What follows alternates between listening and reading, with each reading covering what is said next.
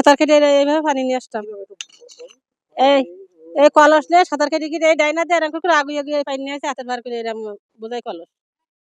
এরপর রিক্সের মধ্যে হেঁটে আমার গিয়ে পা খাই ঠিক আছে ভেঙে গেছে।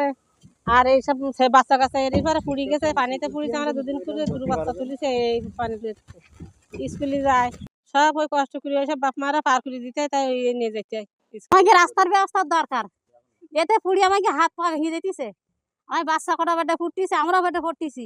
এই কিছুদিন আগে ওর হাত ভেঙে গেছে, আমার বেটা পাও কেটে গেছে এরকম কিছুদিন আগে। রাস্তাটা ভাঙছিল 2009 সালে যে আইলা হয়েছিল, আইলার সময় এরাই সব তলায় গেছিল পানিতে, নদীর পানিতে। রাস্তা ভেঙে গেছিলো, এই যে বড় রাস্তা ভেঙে গেছিলো। তারপরে এই বাড়িঘর সব তলায় গেছিলো। তারপরে রাস্তা ছিল এই রাস্তা, সেই রাস্তা তখন ভেঙে যায়।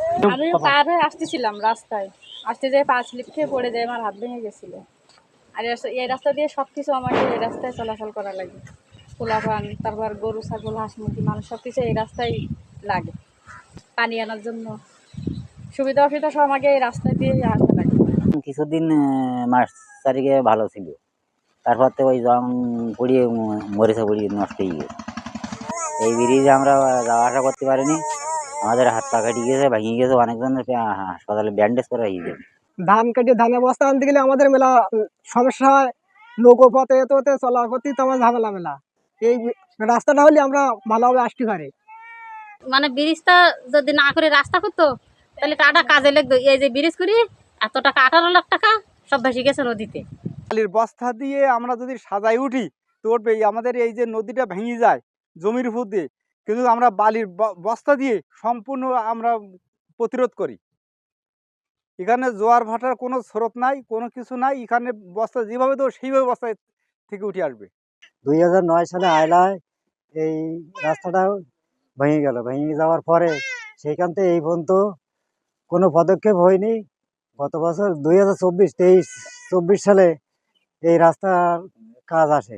এই রাস্তার কাজে এই ব্রিজ দেওয়ার জন্য সবাই বললো, আর আমরা জনগণের সবাই বললাম কি যে ব্রিজ দিতে হবে না, ব্রিজ দিলেও থাকবে না, আপনারা বালি দিয়ে রাস্তাটা করে দেন, তাহলে আমরা যাওয়া আসা করতে পারবো, গরু বাছুর ধান পান আনা সব কিছু করতে পারবো। তা বললো না, এই ব্রিজ দিলে ব্রিজ অনেক দিন থাকবে বা কিছু হবে না। এখন গ্রামের চেয়ারম্যান মেম্বার যারা আছে ওদের উপর দিয়ে আমরা কিছু বলতে পারিনি। ওরা যেটা করেছে সেটাই আমরা করেছি। কিন্তু এই গত বছর 2024 সালে এই ব্রিজ করেছে, 25 সালে ব্রিজ নেই। এখানে রাস্তা করতে গেলে দুই পাশে পাইলিং করে বালির বস্তাতে ভরাট করে রাস্তা করলে রাস্তা নষ্ট হবে না, ওইভাবে থাকবে রাখতাম। কিন্তু এই পুকুরে বা গরু বাছুর ছাগল মানুষ যাতায়াতের কোনো ব্যবস্থা ছিল না। 2023 সালে এই ব্রিজ আসে।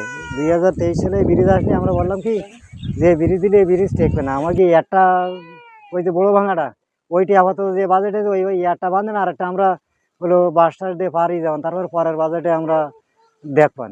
তা বলো না, এই ব্রিজ দিলে এই ব্রিজই তোমাকে